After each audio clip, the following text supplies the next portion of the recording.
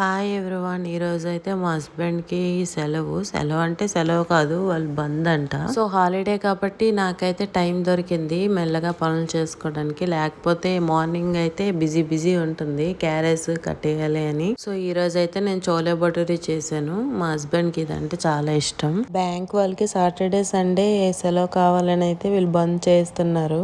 నేనైతే పెళ్లికి ముందు అనుకునేదాన్ని బ్యాంక్ ఉద్యోగం అయితే అలా కూర్చొని పని చేసుకోవచ్చు, ఏమంత స్ట్రెస్ ఉండదని.